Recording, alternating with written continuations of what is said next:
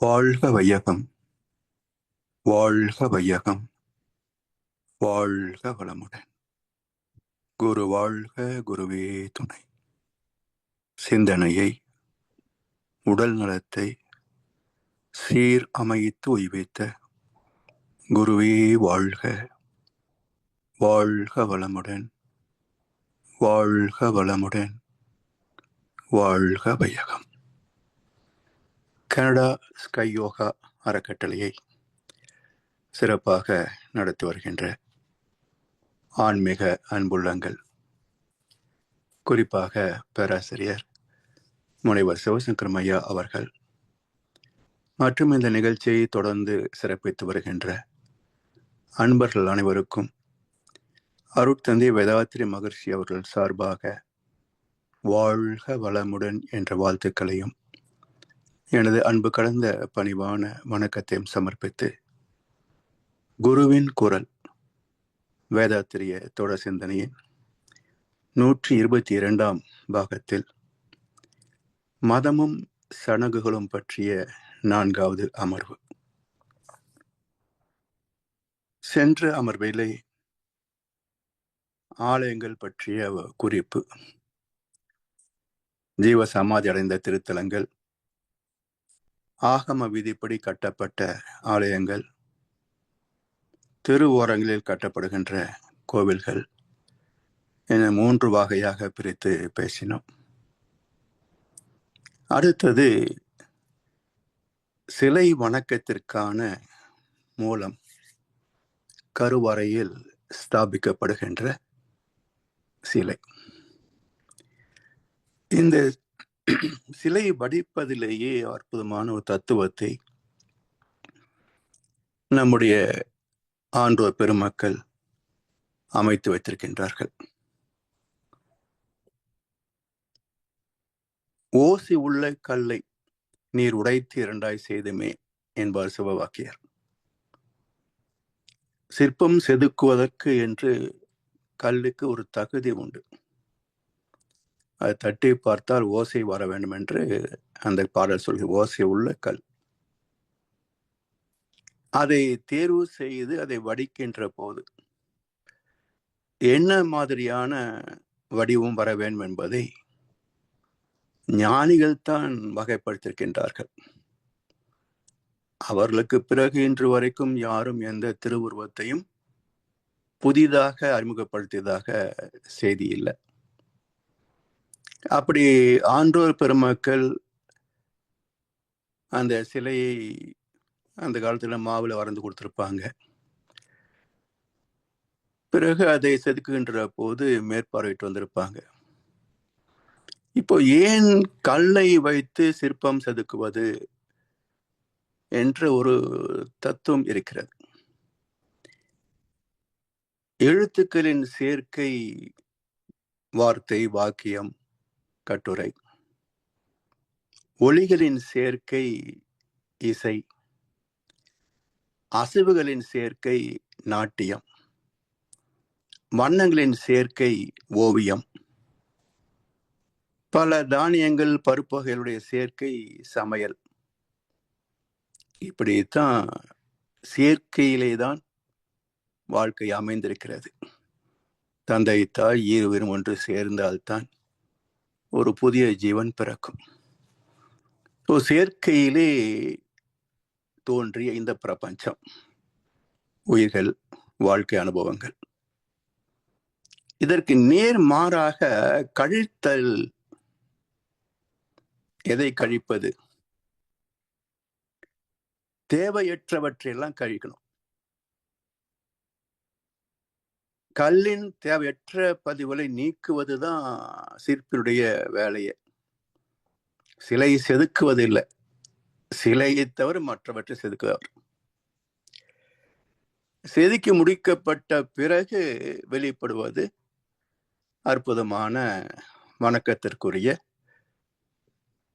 ஒரு சிற்பம். இந்த தத்துவம் எதை காட்டுகிறது என்றால், நம்மிலே உள்ள ஆணவம், கண்மம், மாயை இவற்றை செதுக்கி செதுக்கி செதுக்கி சீர்படுத்தினால் நம்மிலே தெய்வீகம் வெளிப்படும். அப்ப பாறையின் தேவையற்ற பகுதிகளை நீக்குகின்ற போது வணக்கத்திற்குரிய தெய்வ சிற்பம் வெளிப்படுகிறது. மனிதனிலே உள்ள தீயவற்றை செதுக்குகின்ற போது மனிதனில் தெய்வீகமே வெளிப்படுகிறது. சீர்நிலையில் மனம் வைத்து வேண்டா பற்றை செதுக்கிக் கொண்டே இருக்கும் விழிப்பு வேண்டும் என்பார் மகர்ஷி அவர்கள். சீர்நிலையில் மனம் வைத்து வேண்டா பற்றை. இப்ப எது தேவை எது தேவையில்லை என்பது எப்படி தேர்வு செய்வது? உலக மக்களிடத்திலே ஒரு ஆய்வு செய்தோம் என்றால் எல்லா பொருட்களும் தேவை தேவை தேவை என்றுதான் வாங்கி கொண்டே இருப்பார்கள். தேவையில்லாத பொருளை கூட அடுத்தவர்களுக்கு எடுத்து தருவதற்கு மனம் வராது. ஆனால் இந்த வாழ்க்கை ஆய்வு செய்து பார்க்கின்ற போதுதான் எவ்வளவு தேவையற்ற பொருட்கள், அனுபவங்கள், உணர்வுகள், செயல்பாடுகள், எண்ணங்கள் இவற்றெல்லாம் நீக்கினால்தான் தெய்வீகம் வெளிப்படும்.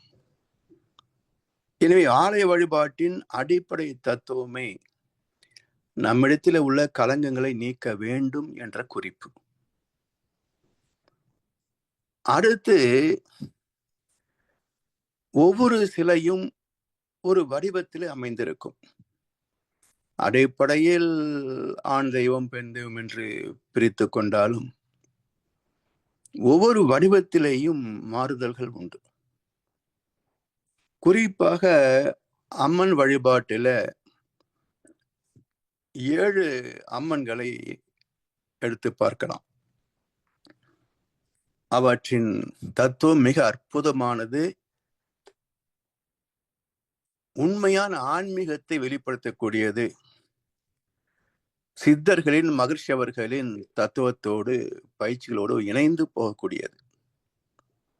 இது பக்தி மார்க்கத்திலே கொடுக்கப்பட்டிருக்கிறது என்பது ஒரு புதிய செய்தி தான். எப்படி என்று நம்ம சிந்தித்து பார்க்கணும். மொத்தம் 7 அம்மன்களை சொன்னேன். மாரியம்மன், தண்டுமாரியம்மன், கருமாரியம்மன், கோணியம்மன், காமாட்சி அம்மன், மீனாட்சி அம்மன், விசாலாட்சி அம்மன், 7 தத்துவங்கள். இந்த 7 மிக அற்புதமான ஆன்மீக பயிற்சி முறைகளை சுட்டி காட்டுகின்றன. எப்படின்னு பாருங்க. இப்போ அடுத்து இப்போ தமிழ்நாட்டுல பாத்தீங்கன்னா ஏற்கனவே ஏப்ரல் மே முடிஞ்சு போச்சு இல்லையா? ஏப்ரல் பிறந்தாலே போதும் தெருவுக்கு தெரு மாரியம்மன் பண்டிகை கொண்டாடுவார்கள். இதனால் என்ன நன்மை என்று யாருமே சீர்தூக்கி பார்க்கல. வருஷம் கொண்டாடிக்கிறாங்க. என்ன மாற்றம் நிகழ்ந்தது என்று யாருமே சீர்தூக்கி பார்க்கல, சிந்திக்கவும் இல்லை. ஆனால் சிந்தனை தூண்டுகின்ற கருத்து அம்மன் தத்துவத்திலே அடங்கியிருக்கிறது. இப்ப இந்த மாரியம்மன் சிலையை கவனித்து பார்த்தோம் என்று சொன்னால், அம்மன் காலடியிலே 3 அரக்கத்தலைகள் இருப்பதை பார்க்கலாம். மாரியம்மன் காலடியிலே 3 அரக்கத்தலைகள் இருக்கும். பண்டிகை அன்றைக்கு பூ சாட்டுதல் துவக்கம். அடுத்த வாரம் கம்பம் சாட்டுதல். அதுக்கு அடுத்த வாரம் திருக்கல்யாணம் பண்டிகை நிறைவேறும். இப்ப இந்த பூ சாட்டுகின்ற போது என்ன செய்யறாங்க? அம்மன் வடிவத்திற்கு நேர் எதிராக மண்ணிலே குழி பறித்து நீர் ஊற்றி தாமரை மலர் வைத்து பூ சாட்டுதல் நிகழ்ச்சி. அடுத்த வாரம் அதே இடத்துல ஒரு கம்பத்தை வைத்து 3 கிளை உடைய கம்பம், அதுல அக்னி சட்டி வைப்பார்கள். இப்ப என்ன தத்துவத்தை இது காட்டுது பாருங்க. அம்மன் காலடி இருக்கின்ற 3 அரக்கத்தலைகள் ஆணவம், கண்மம், மாயை என்ற 3 அரக்க குணங்களை காட்டுகின்றன. இந்த 3 அரக்க குணங்களை நீக்கி மேன்மை பெற வேண்டும். என்ன மேன்மை? மாறி அம்மன், மாறிய அம்மன். எதை மாற்றுவது? ஊத்தை சடலமடி உப்பிருந்த பாண்டமேதான். மாற்றி பிறக்க மருந்தனுக்கு கிட்டுதில்லை. மாற்றி பிறக்க மருந்தனுக்கு கிட்டுமென்றால் ஊத்தை சடலம் விட்டு உன் பாதம் சேரேனோ என் கண்ணம்மா என்று ஒரு பாடல், சித்தர் பாடல். இந்த உடம்பே பல வகை தாதுக்கள், உப்புகள் சேர்ந்த ஒரு தொகுப்பு தானே. சரி, இதுல மாற்றி பிறப்பது எப்படி? இதே கருத்து பைபிளில நீங்கள் மனம் திருந்தி மறுபடியும் பிள்ளைகள் போல் ஆகாவிட்டால் பரலோக ராஜ்யத்தில் பிரவேசிக்க மாட்டீர்கள் என்று மெய்யாகவே உங்களுக்கு சொல்லுகிறேன் என்று இயேசு பிரானுடைய வசனம் ஒன்று உண்டு. மனம் திரும்பி மறுபடியும் பிள்ளைகள் போல் ஆகாவிட்டால், இதை தாயின் கர்ப்பத்துள் மீண்டும் பிரவேசிப்பது என்று சொல்வார்கள். Returning back to Eden Garden என்றும் சொல்வார்கள். இந்த வசனத்திற்கு அடுத்து ஒரு அன்பர் கேட்கிறார், ஒரு சிலர் கேட்கிறார், தேவரே, வளர்ந்த மனிதன் எப்படி மீண்டும் தாயின் கர்ப்பத்திற்குள் போக முடியும்? அதுக்கு பதில் என்ன சொல்றார் இயேசு என்றார், இத்தனை காலமும் நீங்கள் என்னோட இருந்தும் இதை நீங்கள் புரிந்து கொள்ளவில்லையா? பைபிள் எல்லாமே ரகசியார்த்தங்களாகத்தான் இருக்கும். பல இடங்கள்ல ரகசியார்த்தங்கள் உண்டு. இதுவும் ரகசியார்த்தம் தான். அவனுடைய கேள்விக்கு இன்னொரு கேள்வியை பதிலாக வைக்கிறார். ஆனா பதில் எங்கே? வளர்ந்த மனிதன் எப்படி மீண்டும் தாயின் கருவுக்குள் நிலைக்க முடியும்? அதைத்தான் மாற்றி பிறப்பகின்ற மருந்து, மாற்றி பிறப்பதற்கு மருந்து எனக்கு கிட்டும் என்றார். அப்ப ஒரு பிறப்பு தாய் தந்தை வழியாக. மறுபிறப்பு என்பது என்ன? தந்தை தாய் ஈர் உயிரும் ஒன்று சேர்ந்து தழைத்து ஒரு உடலாகி உலகில் வந்தோம். அந்த ஈர் உயிர் வினைகள் அறமோ மற்றோ அளித்த பதிவில் எல்லாம் நாம் சொத்தாச்சு. இந்த அரும் பிறவியில் முன்வினை அறுத்து எல்லையிலா மெய்ப்பொருளை அடைவதற்கு வந்த ஒரு உதவி குரு உயிரின் சேர்க்கை, மறுபிறப்பு. தாய் தந்தை சேர்க்கை உடல் பிறந்தது, குருவின் சேர்க்கை அறிவு பிறக்கும். தாய் தந்தை உடல் மூலமான சேர்க்கை, குருவின் சேர்க்கை அப்படி இல்லையே. இது ஒரு ஆன்மீக கலப்பு, உணர்வு கலப்பு. அந்த உணர்வு கலப்பு என்பது என்ன? எப்படி கலக்கும்? தீட்சையை பெற்றால் மட்டும் கலந்து விடுமா? இந்த உணர்வு கலப்பு என்பதற்கு புத்தருடைய வாழ்க்கையில ஒரு நிகழ்ச்சியை சொல்வார் ஓஷோ. கிட்டத்தட்ட ஒரு 50 சீடர்கள் புத்தருக்கு இருந்தார்களாம். அதுல ஆனந்தன் மிக சிறப்பான ஒரு சீடர். எப்பவுமே இருக்க இடம் தெரியாமல் அமைதியாக இருக்கக்கூடிய சீடராம். ஒரு நாள் புத்தர் தியானத்தில் இருக்கிறாரு. தியானத்தை முடிந்த பிறகு சத்சங்கம், கருத்துக்கள் பேசுவார். அன்றைக்கு நீண்ட நேரம் தியானத்துல இருக்கிறாரு, முடிக்கவே இல்லை. சீடர்கள் எல்லாம் எப்போ அதாவது முடிக்க போறாருன்னு காத்துட்டு இருக்கிறாங்க. கடைசியில் அமைதியாக அமர்ந்திருந்த ஆனந்தன் ஓங்கி சிரிச்சான் பயங்கரமா. உனக்கு என்னாச்சு? எப்போ இருக்கிற இடம் தெரியாம இருக்கிற ஆனந்தன் இன்றைக்கு என்னாச்சு இப்படி சிரிக்கிறான்? அதுவும் புத்தர் பெருமான் தவத்தில் இருக்கிற போது என்றெல்லாம் திரும்பி பார்க்கிறேன். அவன் சிரித்தவுடனேயே புத்தர் பெருமான் மெதுவாக கண்களை திறக்கிறார். பக்கத்தில் இருந்த ஒரு தாமரை மலரை எடுத்து நீட்டுகிறார். ஆனந்தன் அதை பெற்றுக்கொண்டு அமைதியாக போய் அமர்ந்து விடுகிறான். என்ன நிகழ்ந்தது இந்த நிகழ்ச்சியில என்பது ஒரு ரகசியார்த்தமாக இருக்கிறது புத்த மதத்துல.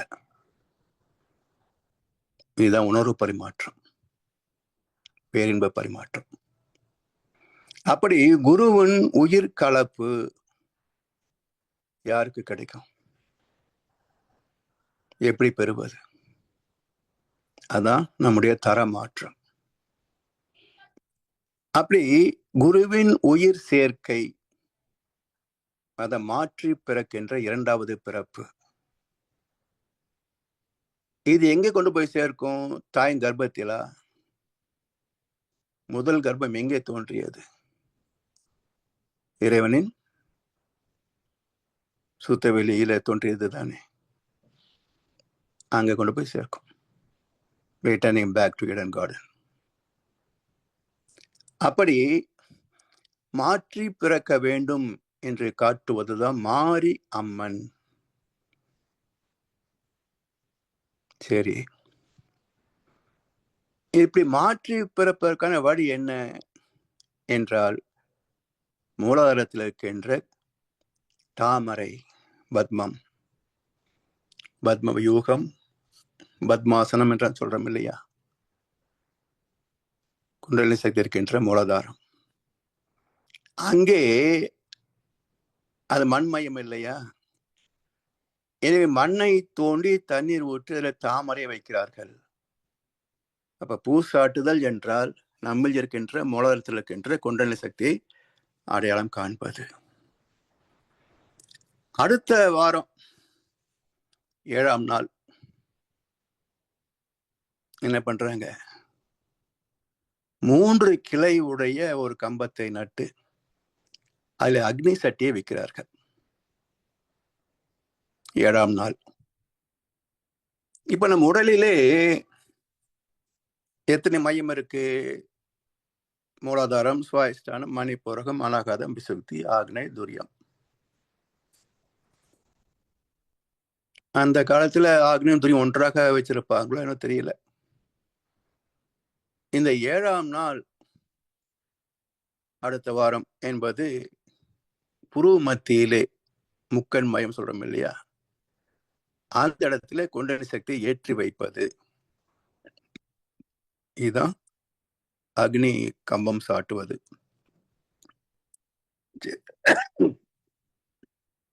சரி, இந்த பயிற்சியை பெற வேண்டும் என்று குறிப்பு. இங்க தீட்சை முறை கிடையாது.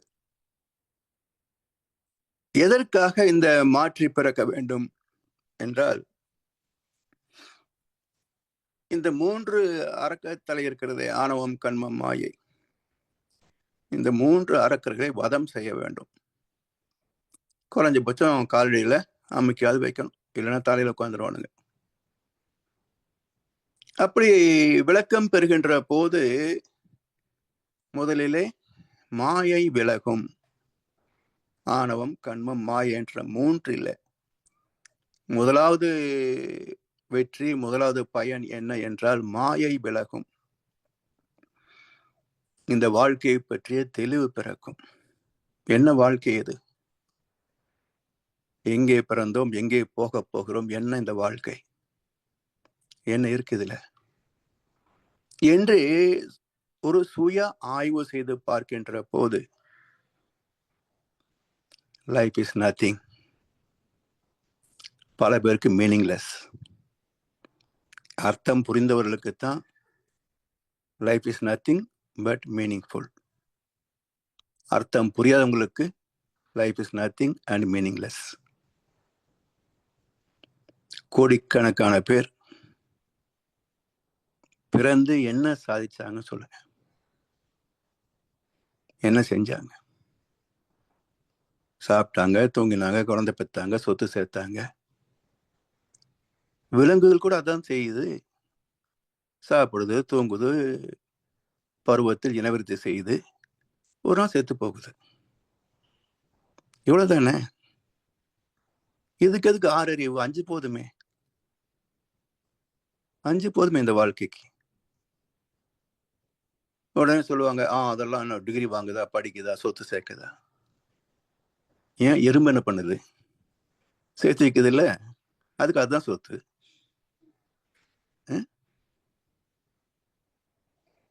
ஒரு பறவையை பாருங்களேன், தனி பறவை நீண்ட தூரம் பறக்காதுங்க. கண்டமிட்ட கண்டமெல்லாம் தாவுது பறவைகள். சிங்கிள் பேர்டு, ஒற்றை பறவை வருமானு வராது, ஒரு கூட்டமா தான் வரும். கூட்டம் பறக்கிற போது கவனிச்சு பாருங்க, வி ஷேப்ல தான் பறக்கும். ஒரு பறவை தான் விமானம் போல, பறவையை கண்டா விமானம் படைத்தான். ஒரு பறவை தான் முன்னாடி நிற்கும். 2 பக்க சிறகுகளின் அசைவிலே, காற்றின் அசைவிலே கொஞ்சம் லகுவா இருக்கும். அந்த சிறகின் அடியில இன்னொரு 2 பறவைகளின் சிறகுகள் லகுவா பறந்துக்கும். இப்படி ஒவ்வொரு பறவையினுடைய சிறகில் அடுத்த பறவை என்று வருகின்றப்ப அப்படியே வி ஷேப்ல விரியும். எதுக்கு இது? முதல் பறவை அதிகமான சக்தி எடுத்து காற்றை கிழித்து கொண்டு பறக்கணும். நிறைய சக்தி செலவாகும். எவ்வளவு நேரம் தாங்க முடியும்? அது சோர்கின்ற போது அப்படியே பின்னாடி வரும். அடுத்த பறவை will take the lead. அது முன் பறவையாக வந்துடும். இங்க பதவி போட்டியில கிடையாது. இப்படி ஒவ்வொரு பறவை இடம் மாறி முன்னாடி பறவை பின்னாடி வந்துடும். முதல் மந்திரி கவுன்சிலர் ஆயிடுவார், கவுன்சிலர் முதல் மந்திரி ஆயிடுவார். ஆனா மனுஷனுடைய வாழ்க்கையில தான் மந்திரி இறங்கவே மாட்டார். எவ்வளவு அதர்மத்தை செய்யணுமோ மீண்டும் பதவியில் இருக்கத்தான் பார்ப்பார். தொண்டன் என்னைக்கும் பதவி ஏறினது இல்லை. நீங்க பறவை எப்படியா இருப்பாருங்க. அப்ப இதுக்கு என்ன பேருங்க? மேனேஜ்மெண்ட், நிர்வாகம், MBA. எந்த காலேஜில் படிச்சதுங்க? இல்ல. இது போல் ஒவ்வொரு விலங்கினத்துல எத்தனை டெக்னாலஜி இருக்கு தெரியுங்களா? அப்ப வெறும் எழுத்து மூலமாக படிப்பது மட்டும்தான் கல்வியா? வாழ்க்கை கல்விக்கு என்ன பேரு?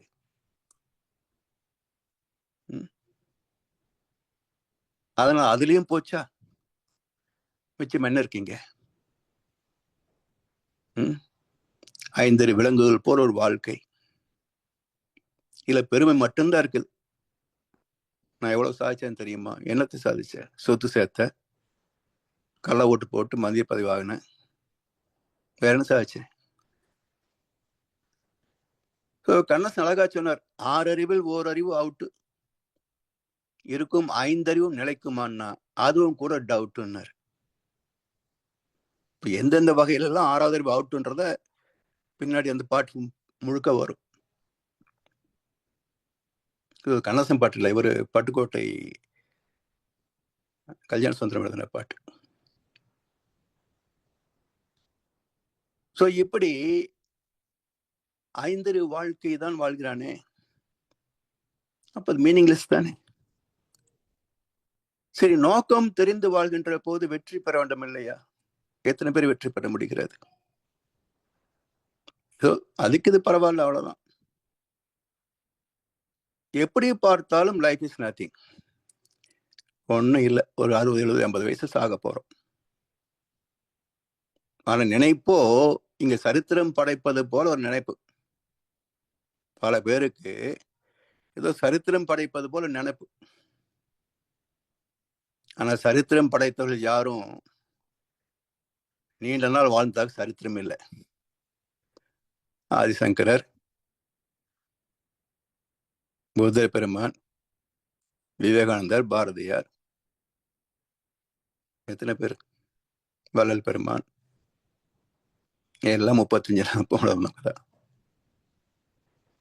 அப்போ சரித்திரம் படைப்பதற்கு ஆயுசு தேவையில்லை, பக்குவம் இருந்தா போதும். என்ன பக்குவம் வேணும்? மாற்றி பிறக்கும் மருந்தனுக்கு கிட்ட வேண்டும். அப்போ வாழ்க்கையின் தெளிவு பெறுகின்ற போது மயக்கம் நீங்குகிறது, மாயை விலகுகிறது. சரி, இதன் பயன்பாடு என்ன? தெரிஞ்சு போச்சு, இதுதான் வாழ்க்கை, இதுதான் பயணம், புரிஞ்சு போச்சு. அதன் வெளிப்பாடு என்ன? இதுவரைக்கும் பொருள், புகழ், செல்வாக்கு, புலன் இன்பங்களுக்காக செய்து வந்த தவறுகள், இதெல்லாம் சரியில்லை, விட்டுடணும் என்று உள்ளுணர்வு சொல்லிக்கிட்டே இருக்கும்.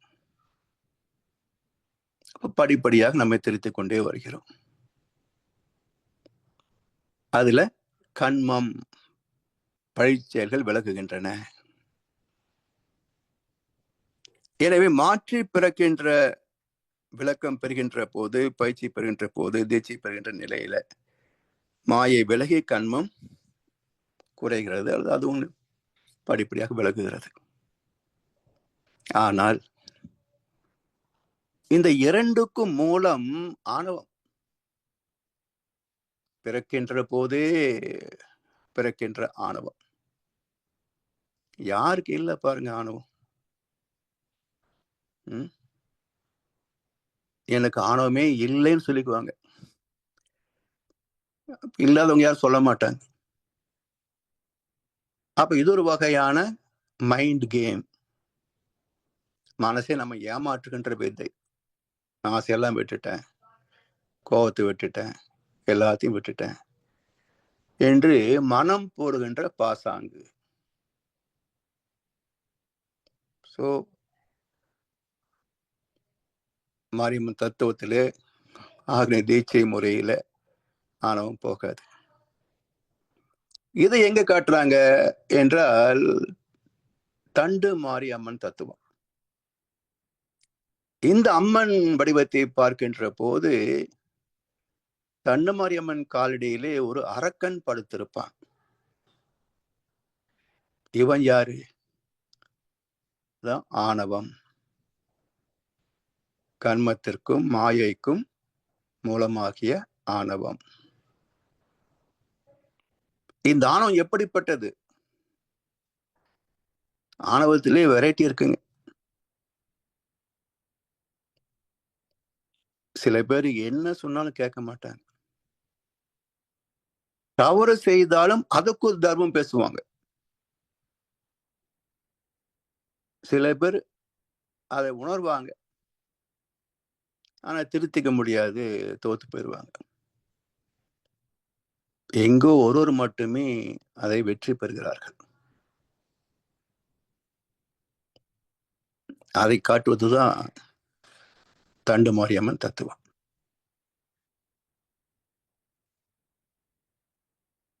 இப்போ மாரியம்மன் தத்துவத்தில ஆணவம் கர்ம மாயை விலகுகிறது, அதுக்கான தீட்சை பெற வேண்டும் என்ற குறிப்பு காட்டப்பட்டது. குண்டலினி சக்தியை புருமத்துக்கு உயர்த்தணும் என்ற குறிப்பு காட்டப்பட்டது. இப்போ தீட்சை எடுத்தாச்சுன்னு வச்சுக்கங்க. இப்போ தண்டு மாரியம்மன் என்ன சொல்றாங்க? தண்டு மாரி அம்மன். தண்டுன்னா ஒரு நுனிக்கும் மறுநுனிக்கும் இடைப்பட்ட ஒரு தொடர்ச்சி, தொடர்பு. அப்போ ஒரு கிளை எது எடுத்துக்கொண்டாலும் எது நீளமா இருக்கோ ஒரு முனை மறுமுனை இடைப்பட்டது தண்டுன்னு சொல்றோம். நம்முடைய உடலிலேயும் ஒரு தண்டு இருக்கு இல்லையா? முதுகு தண்டு. அதே போல திருவிழா நடத்துறாங்க, தேர் திருவிழா. பெரிய வடக்கயிறு, ஒரு முனையில் உற்சவமூர்த்தி, மறுமுனையில் பக்தர்கள் படம் பிடிப்பாங்க. சாமி சொல்லுவாங்க, the other end of your mind is Almighty God. மனதின் மறுமுனை தெய்வம். எப்படி இங்க இருக்கிறீங்களே வடக்கயினுடைய முதல் நுனியில, இந்த கயிறை பற்றி கொண்டே போனால் எங்க போய் முடிவாங்க? உற்சவமூர்த்தி கிட்ட, தெய்வத்திடம். அப்போ ஏன் அதுக்கு வடம் என்று பேர் வச்சாங்க? நம்மிடத்திலே ஒரு வடம் இருக்கே, தண்டு வடம். சோ இது தண்டு, அங்க வடம், ரெண்டும் சேர்ந்த தண்டு வடம் முதுகுல. இதன் கீழ் நுனி மூலாதாரம், மேல் நுனி சகசிராதாரம், இடைப்பட்ட தண்டு. அப்ப மாரி அம்மன், தண்டு மாரி அம்மன். எங்கிருந்து மாறணும்? மூலாதாரத்திலிருந்து சகசிராதாரத்துக்கு மாறணும். ஒவ்வொரு மையமாக தவி உச்சிக்கு போகணும். அப்படி உச்சிக்கு வருகின்ற போது ஆணவம் போயிடுதான்னா இல்ல, உச்சிக்கு வந்தாலும் ஆணவம் இருக்கும். இதுதான் தண்டு மாரியம்மன் தத்துவம் காட்டுது. சரி, இப்போ புருமையத்துக்கு வருவதற்கு ஒரு தீட்சை கொடுத்தாங்க, உச்சிக்கு போறதுக்கு ஒரு தீட்சை கொடுக்கணும் இல்லையா? அது எப்படி கொடுக்குறாங்க மகர்ஷி அவர்கள்? நீரில் வாழ்கின்ற உயிரினங்கள், மீன் போன்ற உயிரினங்களுக்கெல்லாம் கருப்பை கிடையாது. முட்டையிட்ட உடனேயே அது கண் பார்வையை கொண்டு குஞ்சுகளை பொறுத்து விடுகிறதுன்னு சொல்லுவாங்க. அதுபோல் கண்களை கொண்டு கொடுக்கக்கூடிய தீட்சை, அது துரிய தீட்சை. அப்போ தண்டு மாரியம்மன் தத்துவம் காட்டுவது துரிய தீட்சை பெற வேண்டும் என்ற குறிப்பு. சரி, இப்போ உச்சியில நிலைத்து விட்டோம். தவத்தில் ஆழ்ந்து துரியத்திலே மனம் நிலைத்து விடுகிறது வச்சுக்கோங்க. இப்ப என்ன ஆகுது? துரியத்தில் நிலைத்து விட்டால் உடல் என்பதே மறந்து போகும். உடல் என்ற உணர்வே இருக்காது. அந்த உடல் மறந்த நிலையில உச்சி மட்டுமே நினைவாக இருக்கும். அப்ப என்ன சொல்றாங்க? கருமாரி அம்மன். உடம்பே இல்லை. என்னாச்சு? இந்த மூலாதார சக்தி துரியத்தை நிலைத்து விட்டது, உடல் உணர்ச்சிகள் எல்லாம் செயலற்று விட்டது. அதனால கருமாரி அம்மனுக்கு கழுத்துக்கு மேல் தலைதான் இருக்குமே தவிர உடம்பு இருக்காது, முண்டம் இருக்காது. அதனால் ஆணவமும் இல்லை. அப்ப துரியத்தில் தாமிற்ற மட்டும் போதாது, அதிலே தன்னை மறந்து அந்த மையத்தில் நிலைத்து விட்டால், உணர்ச்சி அற்ற நிலையிலே, உடல் மறந்த நிலையிலே, உடலே இல்லாத போது ஆணவம் எங்க வரப்போகுது, எண்ணம் எங்க வரப்போகுது? ஆனா கருமாரி அம்மன் தத்துவத்திலே தலை மட்டுமே இருக்கும், உடலும் இல்லை, ஆணவமும் இல்லை. சரி, இப்ப அடுத்து துரியத்தில் நிலைத்து விட்டால் இயல்பாகவே அந்த மனம் இதையும் நுணுகி மேல போயிடும். நரன் என்ற சிற்றெல்லை நான் கடந்த போது நான் நீயாய் கூறுதல் அறம் நல்லியக்கம் அறிந்தேன், கரம் குவித்தேன் நீயே நான் இரண்டும் ஒன்றே என்று கண்டுவிட்டேன் நீ நானாய் விளங்கும் பேரறிவில், என் மனதை ஈர்த்து இணைத்து கொண்டாய் உன்னுள்ளே. துரியத்திலிருந்து ஈர்க்கப்படும். அப்ப பிரபஞ்சத்தோடு சக்திகளமாக விஸ்வரூபமாக கலந்து போகிறோம். அப்போ தலையும் இல்லை, உடலும் இல்லை, பிரபஞ்சத்தோடு ஐக்கியமாகிறோம். அந்த ஐக்கியத்தில் என்ன உணர்கிறோம் என்றால், விசாலாட்சி அம்மன், விசாலாட்சி அல்ல, கோணியம்மன். கோ என்றால் அரசு, ஆட்சி, நிர்வாகம் செய்வது யார்? அறிவு. இயக்க சீர்மைக்கு காரணம் அறிவின் வெளிப்பாடு. அப்ப கோ நீ அம்மன், இத்தனை பெரிய பிரபஞ்சம், இவை எல்லாவற்றையும் ஒரு இயக்க சீர்மையோடு நிர்வகித்துக் கொண்டிருக்கின்ற மிக பெரும் ஆட்சியாளன். அவருக்கு மேல ஒரு மந்திரி யார் இருக்காங்க? பிரைம் மினிஸ்டர் யாரு? இல்ல ஐக்கிய சபை தலைவர் யாருங்க? அவருக்கு மேல யாருமே கிடையாது. So the supreme administrator. அதே மகிழ்ச்சி ஒரு கவியில சொல்லுவாங்க, எவ்வளவு தோற்றங்கள் எண்ணி சொல்ல முடியுதா? எண்ணற்ற இயக்கங்கள், galaxies, sun families, stars, planets, ஜீவராசிகள், மனிதர்கள் 820 கோடிக்கு மேல. இவ்வளவு பெரிய பிரபஞ்சம். இவ்வளவையும் ஒரு இயக்க சீர்மையோடு நிகழ்த்தி கொண்டிருக்கிறது. இந்த அறிவுக்கு, இந்த திறமைக்கு நிகராக எதை சொல்ல முடியும்? எந்த MBA காட்ட முடியும்? எந்த நிர்வாக அதிகாரியை காட்ட முடியும்? இப்ப பேரியக்க மண்டலம் பெரிதுதான், அதுக்கு மேல ஒரு பெருசு இல்லை என்றாலும் ஓர் இயக்கமாக உந்தன் உடலாய் அதை காண்கின்றேன். சீர் இயக்கங்கள் எல்லாம் சிந்திக்க பெரும் வியப்பு. அதென்ன சீர் இயக்கம்? சீர் என்றால் தெய்வ நீதியின் அர்த்தம், இயற்கை சட்டம் என்ற அர்த்தம், வினை விளைவு விதியின் அர்த்தம், cause and effect, law of nature என்ற அர்த்தம். அப்ப அந்த சீர் என்ற சொல் தேவ நீதியை குறிக்கின்ற சிறப்புமிக்க வார்த்தை. எல்லாமே தெய்வ நீதிக்கு உட்பட்டுத்தானே நடக்கிறது. சீர் இயக்கங்கள் எல்லாம் சிந்திக்க பெரும் வியப்பு. யார் இயக்க வல்லாரே முனை அன்று இப்பேரண்டத்தை. அந்த பேரறிவை தவிர இவ்வளவு பெரிய பிரபஞ்சத்தை யார் ஆள முடியும்? 820 கோடிக்கும் அதிகமான மக்கள், ஒவ்வொருத்தருடைய பாவ புண்ணியத்திற்கு தகுந்த விளைவை யார் தர முடியும்? Super consciousness. எனவே யார் இயக்க வல்லாரி உனையன்று பேரண்டத்தை, அதுதான் விசாலாட்சி அம்மன் தத்துவம். சரி, இப்ப விசாலாட்சி அம்மன் கோணியம்மன் தத்துவத்தை பார்க்கிற போது அங்கு அர்க்கம் படுத்திருப்பான். மிக அற்புதமான தத்துவம். அதாவது முன்னோர்கள் எல்லாம் மூடர்கள் அல்ல. இன்றைக்கு இருக்கின்ற எந்த அறிவாளியை விட அவர் பல மடங்கு அறிவாளிகள். அவங்க எல்லாம் எப்படி வகுத்திருக்கிறாங்க பாருங்களேன். இங்க 3 தலை, அங்க ஒரு ஆளு, இங்க யாருமே இல்லை, இங்க மறுபடியும் ஒரு ஆள் படுத்திருக்கிறான், மறுபடியும் ஒரு அர்க்கன் படுத்திருக்கிறான். இவன் யார்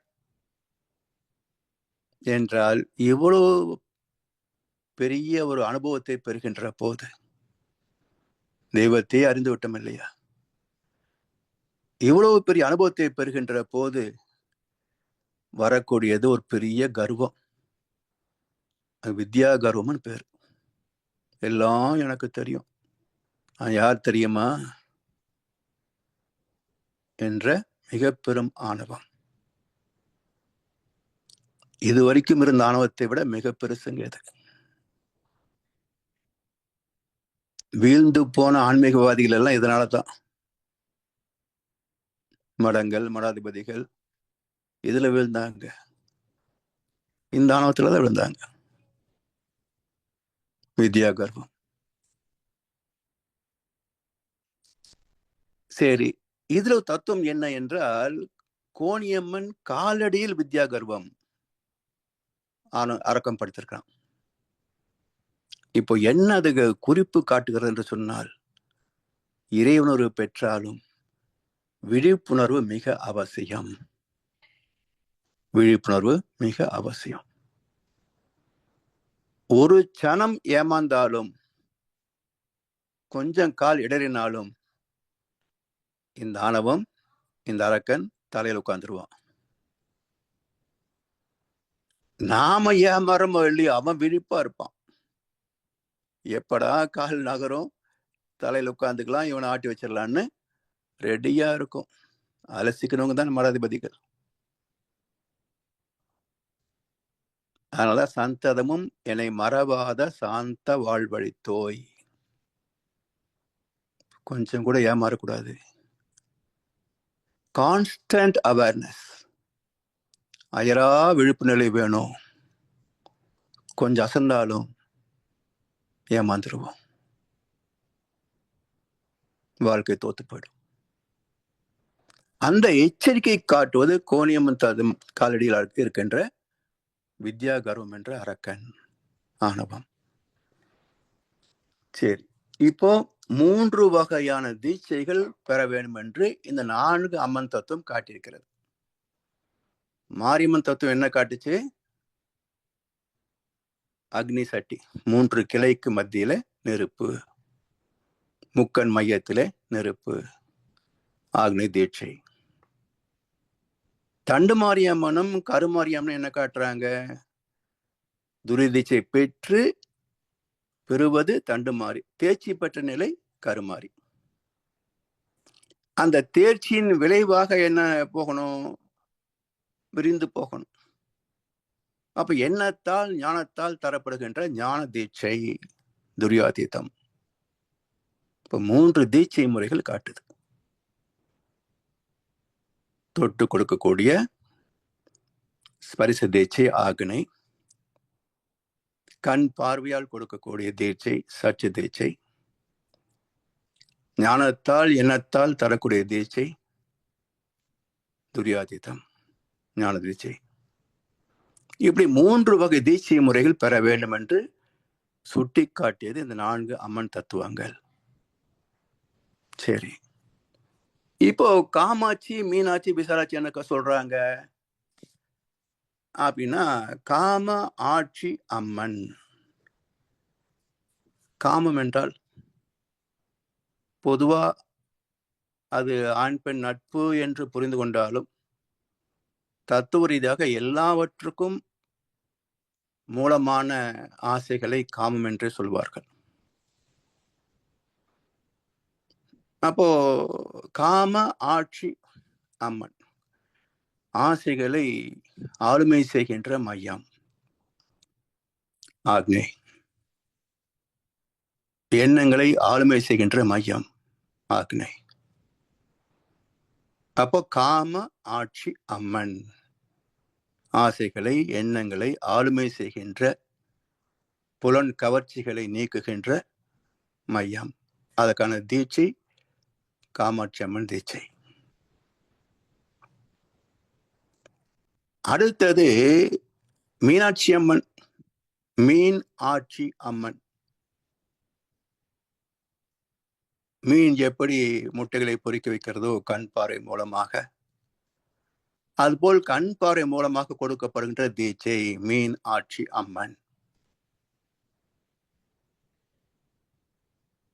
எண்ணம் விரிந்து மனம் விரிந்து அறிவோடு அறிவாக இணைந்து சக்திகளும் சிவகளும் தீட்சை கொடுக்கிறோமே விசாலாட்சி அம்மன், விசாலமான அம்மன்.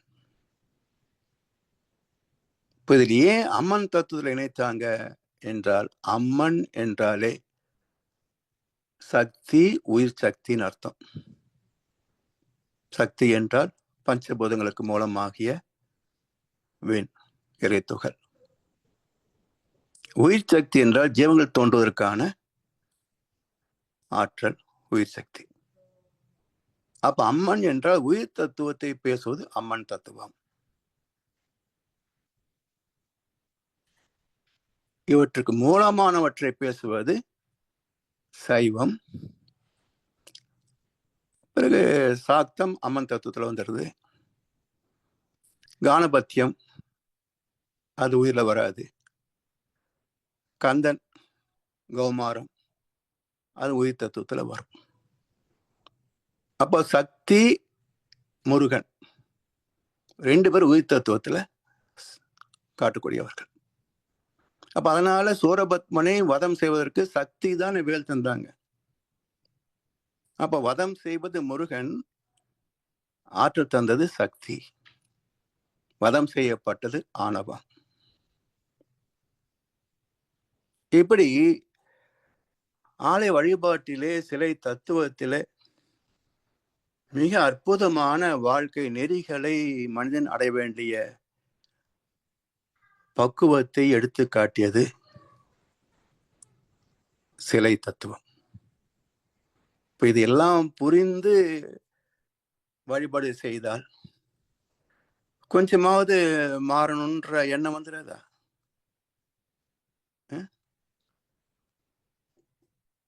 அதற்காகத்தான் ஆலய வழிபாடு மிக முக்கியமான ஒரு மதமும் சடங்குகளிலே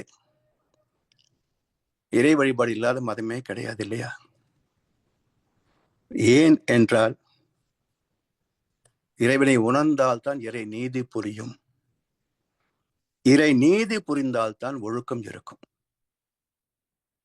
இப்போ சமுதாயத்தில் இறை நீதியை தெரிவதற்கும் வாய்ப்பு இல்லை, விளக்கம் இல்லை. இறைவனை அறியக்கூடிய வழிமுறைகளும் இல்லை. வெறும் சடங்கு சம்பிரதாயங்கள் மட்டுமே நிற்கிறது. இதை மட்டுமே செய்துவிட்டு அப்படியே தெய்வம் உங்களுக்கு அப்படியே அருள் அள்ளித்தர்ற மாதிரி நினைச்சிட்டு இருக்கிறான். அதான் சொல்லும். சில பேரு திருப்பதிக்கு போயிட்டு வரதுனால அப்படியே பணம் கொழிக்குது அப்படிம்பாங்க. அது பாலாஜி கொடுத்ததா இல்லை நீ திருடனன்றத யார் சொல்றது? நீயே சொல்லிக்க முடியுமா? எப்படி சம்பாதிக்கிறீங்கன்னு சொல்லுங்க, நாங்க தெரிஞ்சுக்கிறோம். அது பாலாஜி கொடுக்கறதா இல்லை நீங்களா திருடுறதான்றத நாங்க முடிவு பண்ணிக்கிறோம் என்று கண்ணதாசன் 2 வரிகளை சொன்னார்.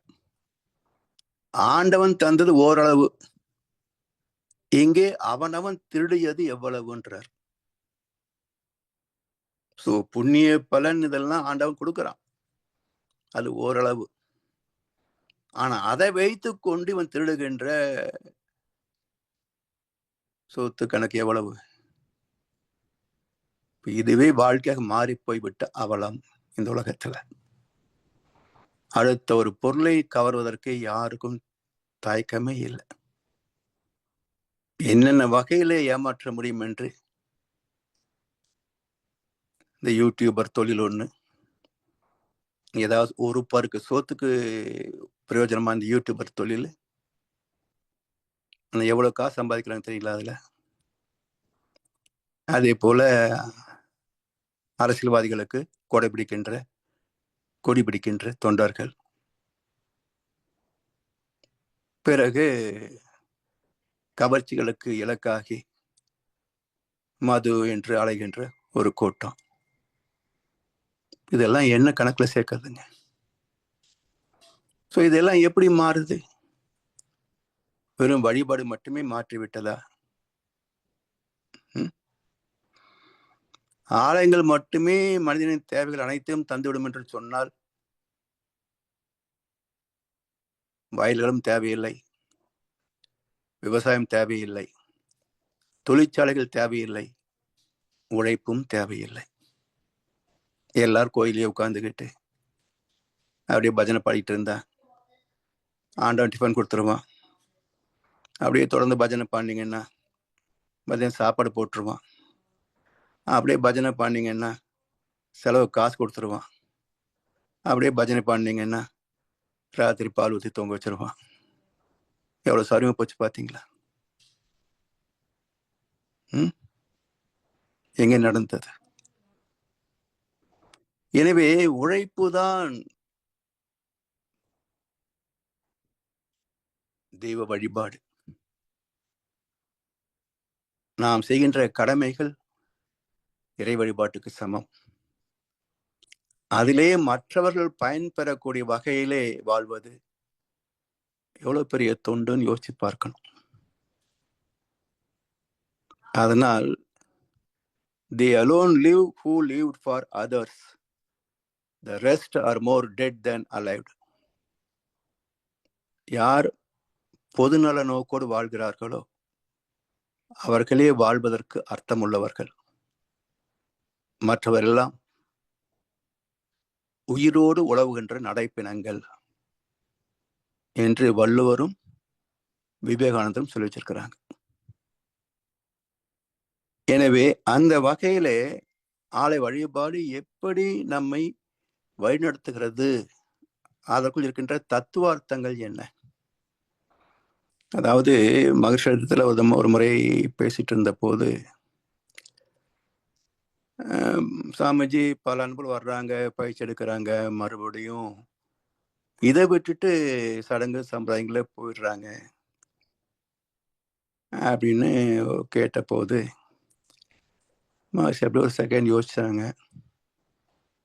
அப்படியே மெதுவா சொல்றாங்க, இங்க அதுதான் இங்க இருக்குன்னு சொல்லுங்க அப்படின்ட்டு இன்னொரு வார்த்தை சொல்றாரு. அர்த்தம் தெரியாமல் சடங்கு செய்வதை காட்டிலும் இதுக்காகத்தான் செய்யறோம், தெரிஞ்சு செஞ்சுக்கிட்டோம், ஏன்னா தெரிந்து செய்வதில் பலன் அதிகம்னாரு. அதாவது ஒரு குருவின் கருணை பாருங்க. இந்த அரசியல்வாதிகள் தன் கட்சியில இன்னொரு கட்சிக்கு போயிட்டா அவனை என்கவுண்டர்ல போட பாக்குறாங்க. இப்போ குரு என்ன சொல்றாரு, நம்ம இடத்துல இருந்து ஒருத்தர் அந்த போயிட்டார், அப்ப அர்த்தத்தை சொல்லுங்க, தெரிந்து செய்வதிலே பலன் அதிகம் அப்படின்னு அவங்களுக்கு எவ்வளவு கூடுதலான பெனிஃபிட் கிடைக்கும், அதுக்கான விளக்கம் இங்க இருக்கு என்று மகர்ஷி அன்றைக்கு சொன்னாங்க. ஸோ அப்படி பக்தி மார்க்கத்துல தேவையில்லை என்று யாருமே சொல்லக்கூடாது. மகரிஷியும் சொல்லல, ஆலயம் தொழுவது சாலவும் நன்று. ஆனா எப்படி தொழுவது, அதுதான் இங்க கத்துக்கணும். அது கோயில சொல்லித்தர மாட்டாங்க, மடங்களை சொல்லித்தர மாட்டாங்க, அம்மா அப்பா சொல்லித்தர மாட்டாங்க, சமுதாயத்தில் அதுக்குன்னு ஒரு நிறுவனம் கிடையாது. எங்க வந்தாகணும், அதுக்கும் மனவளக்கலைக்கு தான் வந்தாகணும். எனவே ஒவ்வொரு சடங்கு சம்பிரதாயத்தில் உள்ள நன்மைகள் என்ன, தீமை எதுவும் கிடையாது, நட்டம் தான் இருக்கும். பொருள் நட்டம், உழைக்கின்ற நேரம் நட்டம், இப்படித்தான் நட்டம் இருக்குமே தவிர தீமை என்று பக்தியில நம்ம சொல்ல முடியாது. நட்டங்கள் தான் உண்டு அதுல. சோ அதை தவிர்த்து நன்மை மட்டுமே பெற வேண்டும் என்று சொன்னால் இந்த விளக்கங்கள் பயனாகும். அந்த வகையில இதை பயன்கொள்ளும் என்று சொல்லி, அடுத்து என்ன சடங்கு வழிபாட்டில பிரதோஷ வழிபாடு ஒன்று இருக்கு. சிவன் கோவில்களிலே பிரதோஷம் என்ற ஒரு வழிபாடு உண்டு. அதனுடைய தாத்பரியத்தை அடுத்த அமர்விலே சிந்திக்கலாம் என்று சொல்லி வாய்ப்பளித்தனருக்கு நன்றி பாராட்டி இந்த உரையை நிறைவு செய்கின்றோம். வாழ்வளமுடன், வாழ்வளமுடன், வாழ்க வையகம். வாழ்க வளமுடன். மிக்க நன்றிகள் ஐயா. வாழ்க வளமுடன் ஐயா. வாழ்க வளமுடன் ஐயா. வளவு போல மிகச்சிறப்பான சிந்தனை உரை. நான் ஐயாவுடைய இந்த அம்மன் தத்துவங்களை பற்றிய சிந்தனையை முன்கூடுதலாக கேட்டிருக்கிறேன். ஆனால் திரும்பி கேட்கின்ற போது இன்னும் பல விடயங்களை அல்லது விளக்கமாக அறியக்கூடியதாக இருக்கிறது. சிறந்த சிந்தனை ஐயா. இந்த பக்தி மார்க்கத்திலே எவ்வளவு ஆழமான அர்த்தங்கள் தத்துவங்கள் அடங்கி இருக்கின்றன. ஆனால் நீங்கள் குறிப்பிட்டது போல அர்த்தம் எல்லாவற்றையும் விட்டுவிட்டு சடங்கை மட்டும் பிடித்து கொண்டிருப்பதால் அந்த முழு விளக்கத்தை, அந்த பலனை தப்பு விடுகின்றோம் என்பதை தெளிவாக புரிந்து கொண்டோம். மிக்க நன்றிகள் ஐயா. இப்பொழுது அன்பர்களுடைய கேள்வி பதில் பகுதிக்கு செல்வோம். ஐயாவிடம் உங்கள் கேள்விகளை கேட்க விரும்புபவர்கள் கைகளை உயர்த்தி கேட்கலாம், அல்லது உங்கள் கருத்துக்களையோ அல்லது சந்தேகங்களை தெரிவிக்க விரும்புபவர்கள் கூடும் கையெழுத்தை கேட்கலாம்.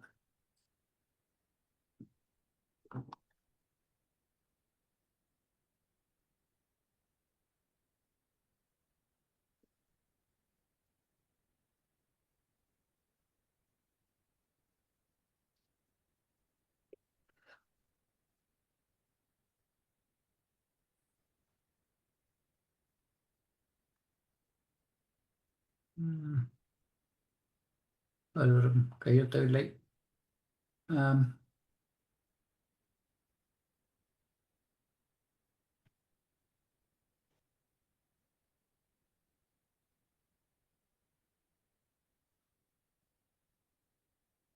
ஐயா, இந்த அம்மன்கள் ஒவ்வொரு அம்மன்கள் சித்தரிக்கின்ற போது அந்த சக்தியினுடைய ஒவ்வொரு பரிமாணமான வெளிப்பாடுகளும் அதில் அடங்கும் நினைக்கும் ஐயா. இந்த தத்துவங்கள் தீட்சை முறைகளை பொருத்தத்தை அந்த குறியீடுகளாக விளக்கப்பட்டது. அதில் அந்தந்த அந்தந்த சக்கரங்களில் இருக்கிற அந்த ஆற்றல்கள் தான் இந்த அம்மன் ஒவ்வொரு அம்மன் வடிவத்திலையும் விவரிக்கப்படுகிறதாக கொள்ளலாம். இல்லைங்க, அது தெரியல. அது தெரியல. பொதுவா உள்ள அம்மன் தத்துவம் இது. நிறைய அம்மன் வச்சிருக்காங்களே. ஆமா, ஒவ்வொன்றுக்கும் ஏதாவது தத்துவம் இருக்கலாம்.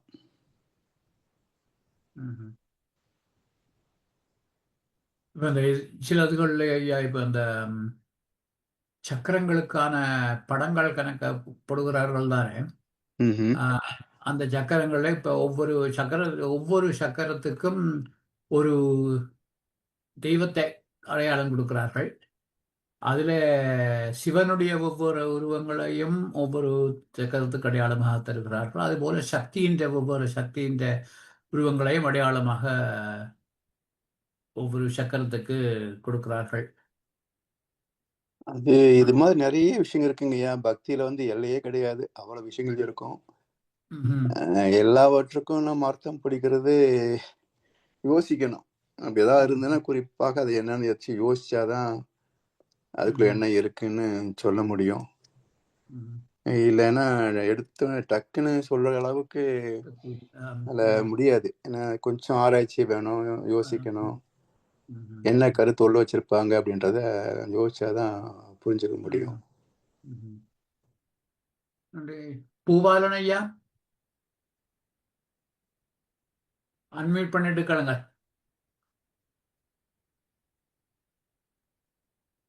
இல்ல, எனக்கு ஒரு கேள்வி என்னன்னா, அந்த இப்போ அம்மன் தத்துவங்கள் அதெல்லாம் படிக்கிறப்ப அப்போ நாங்க அதையெல்லாம் தேடி தெரிஞ்சுக்கணுமா, இல்ல நாங்க ஒரே வழியா வந்து இறைநிலை இயற்கை அவ்வளவு ஒரு பேர் இருக்கும், அதுல ஒரு பாட்டு நம்மளையே அதுவா உணருது, இந்த மாதிரி ஒரு சின்ன ஒரு புரிதலோட இது போதுங்கய்யா, இதுவே போதும்.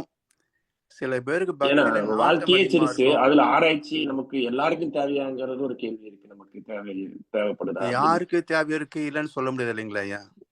அதான். ஏன்னா ஒரு விளக்கம் சொல்லும் போது சிலருக்கு தெரிஞ்சிருக்கும், சிலருக்கு தெரியாம இருக்கும், சிலருக்கு தேவையா இருக்கும், சிலருக்கு தேவை இருக்காது.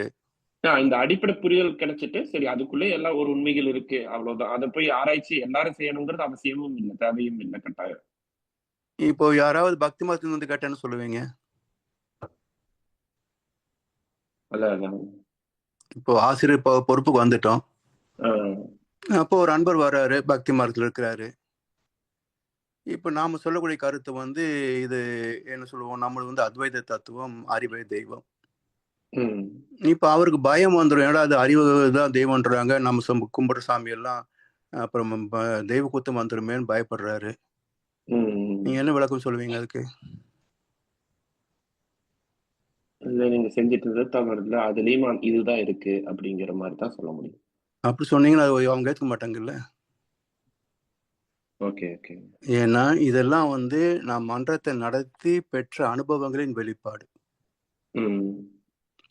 சில பேருக்கு என்னன்னா நினைப்பு, மனவளக்கலை என்பது நமக்கு ஒரு அத்வைத தத்துவம், இதெல்லாம் நமக்கு தேவை இல்லையே, இதெல்லாம் எதுக்கு அப்படின்னு பரவலாக இருக்கு.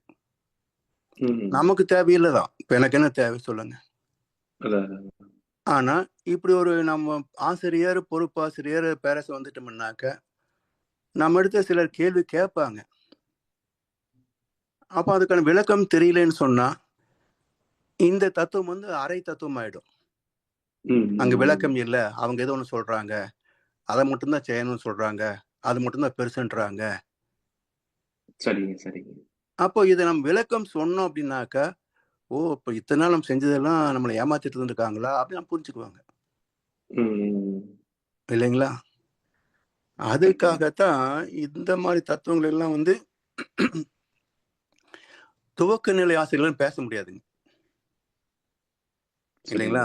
மனோலக்கலையில வந்து துவக்கத்தில் இருக்கிற போது சப்ஜெக்டை படிச்சுக்கணும், புரியணும், அகத்தாய் பயிற்சி நடத்துறதுக்கு, காயற் பயிற்சி நடத்துறதுக்கு என்ன தேவையோ அது போதும்.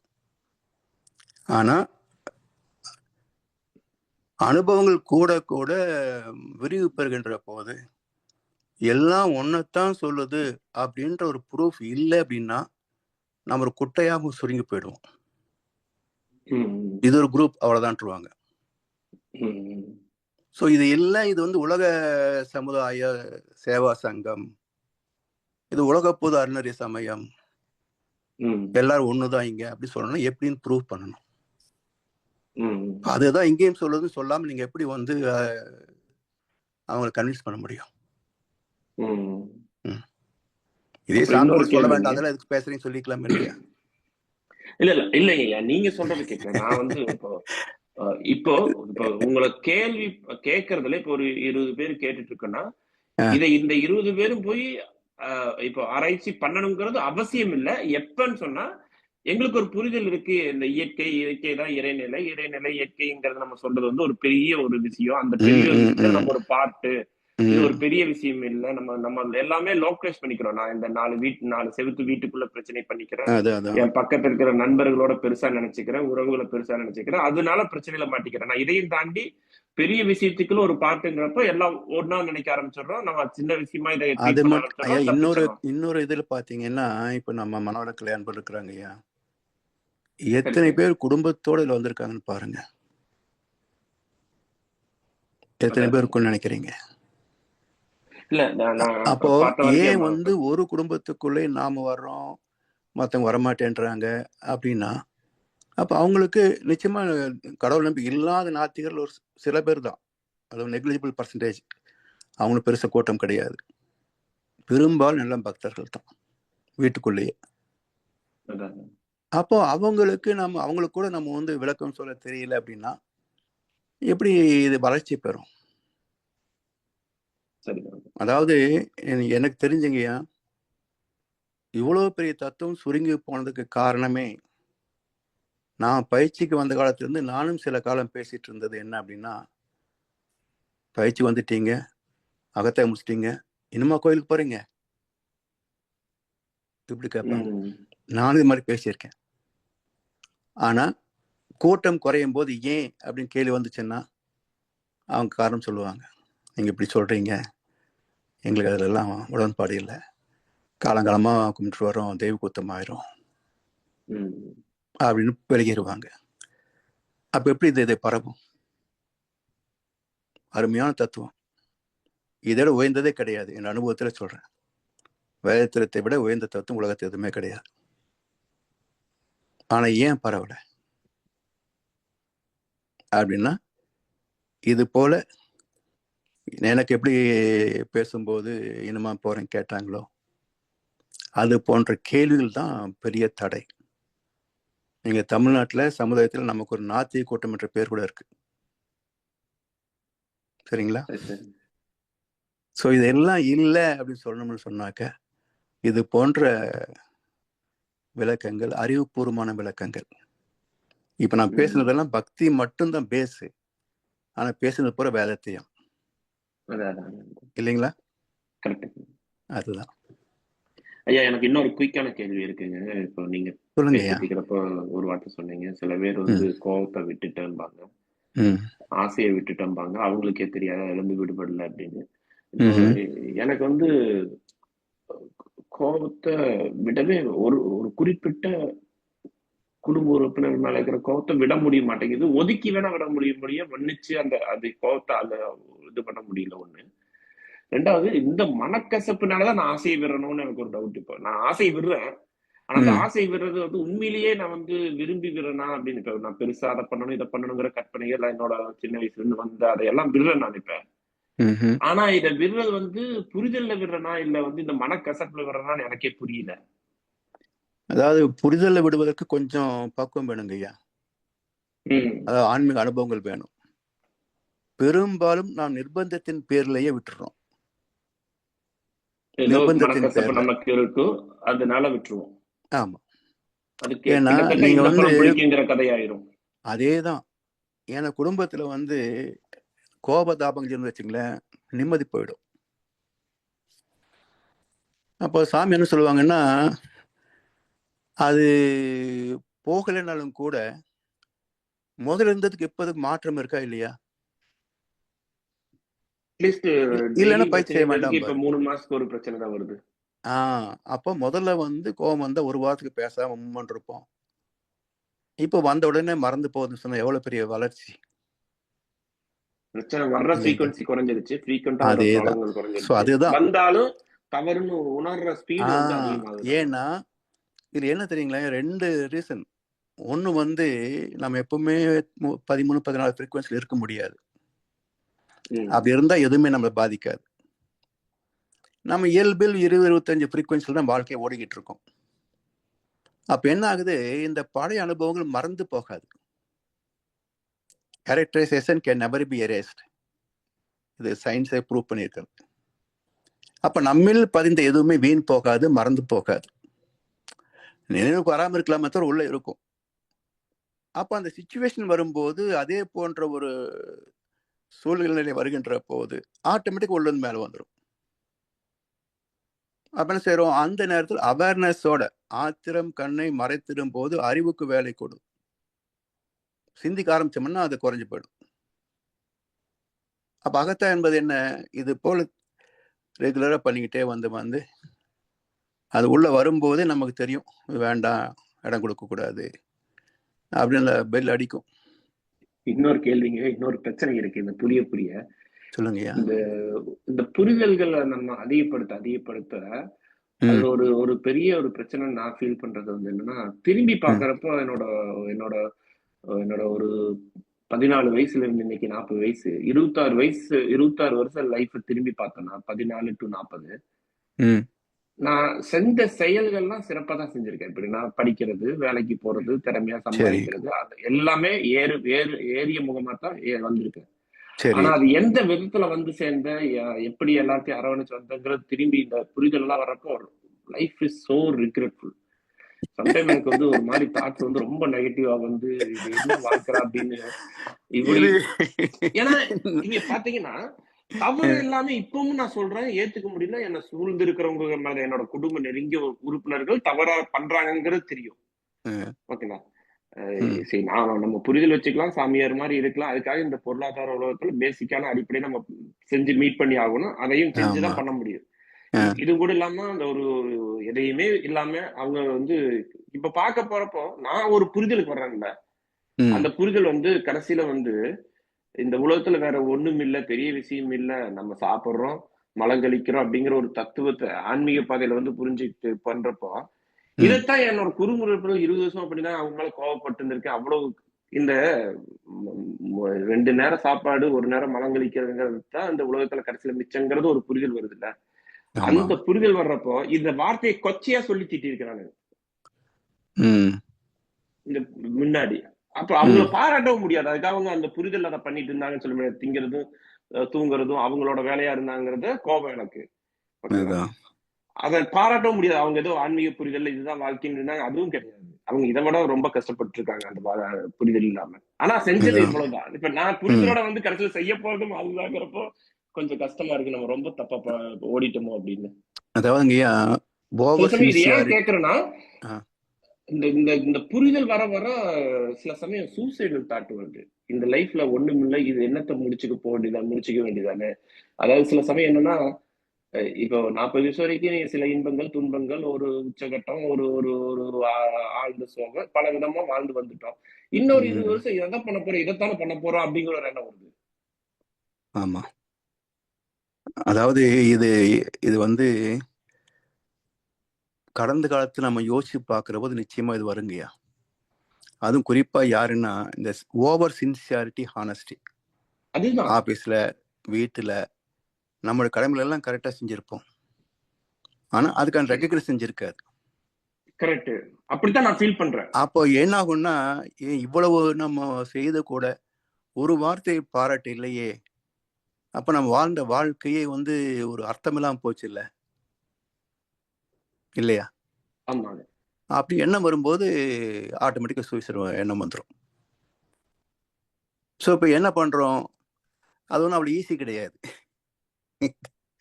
தெளிவுக்கு என்ன சொல்றேன்னா, நீங்க சைக்காலஜிஸ்ட், டாக்டர்ஸ் எல்லாம் கன்சல்ட் பண்ணி பார்த்தீங்கன்னா, suiciding is not an easy job. அது முடியாது.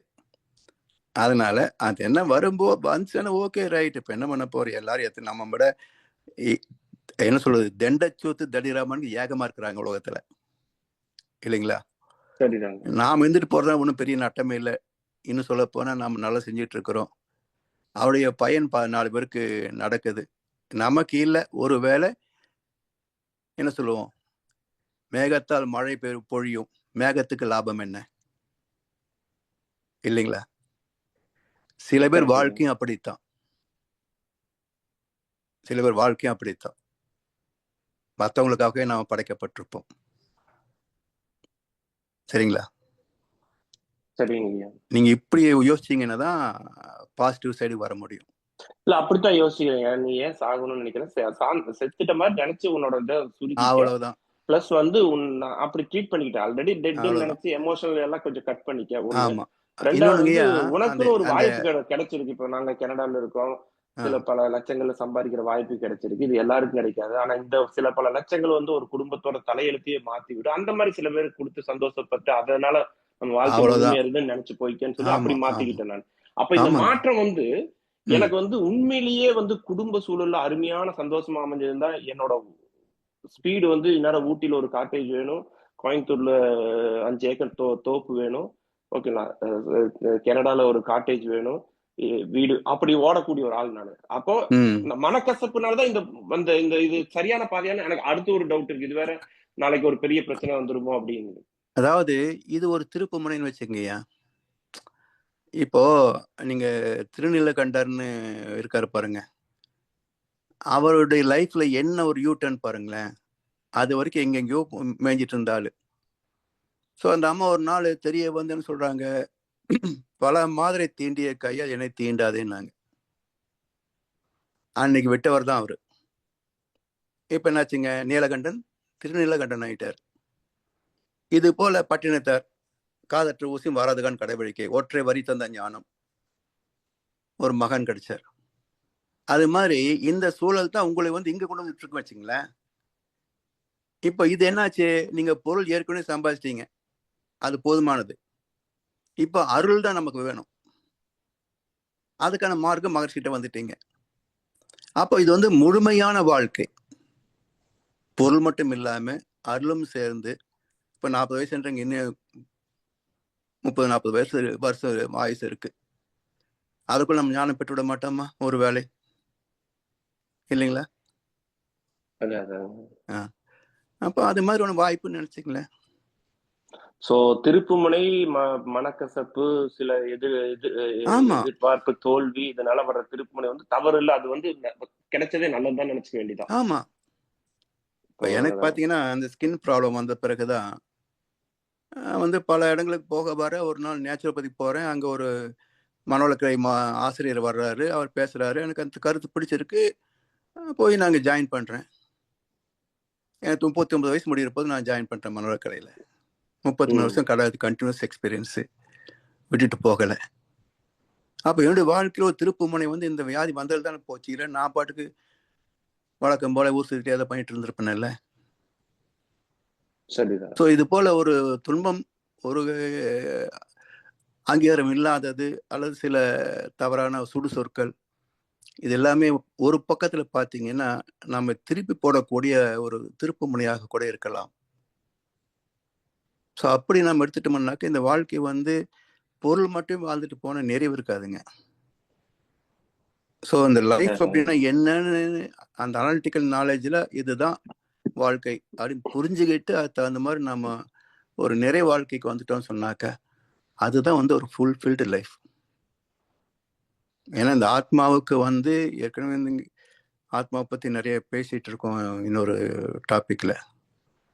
அது புதன்கிழமையிலும் சனிக்கிழமை சண்டேஸ் நடக்கும். ஸோ அப்படி ஆத்மாவுடைய இயல்பெல்லாம் பார்த்தீங்கன்னா ஒரு ஒரு நிறைவான பிரிவு, மீண்டும் ஒரு உடலில் இணையாத ஒரு பக்குவமெல்லாம் வரணும்னு சொன்னாக்க ஆன்மீகம் தான் துணை செய்யும். இல்லைன்னா அது பேய் பிசாசு அலைஞ்சிட்டு கிடக்கும்.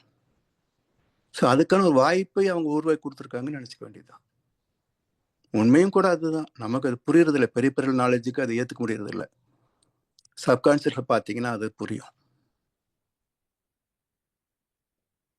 சரிங்களா ஐயா?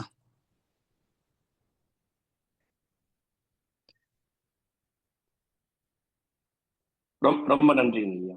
வாழ்க வாழ்க்கமுடன். வாழ்க வளமுடன். மிக்க நன்றிகள் ஐயா. நன்றி ஐயா. வாழ்க்கமுடன். வாழ்க வளமுடன். நாங்கள் இத்துடன் இன்றைய கேள்வி பதில் பகுதியை நிறைவு செய்வோம். இதுவரை நேரமும் குருவினர் வகுப்பு 122 இந்த சிறந்த சிந்தனையை எமக்கு வழங்கிய முதல்நிலை பேராசிரியர் பழனிசாமி ஐயாவுக்கு நாம் நமது நன்றிகளை தெரிவிப்பதோடு ஐயாவுக்கு ஒரு வாழ்த்து தெரிவிப்போம். பேராசிரியர் பழனிசாமி ஐயா அவரது உடல் நலம், மனவளம், பொருளாதார வளம், அவரது அன்பு குடும்பம், அவரது வேதாத்திரிய தொண்டு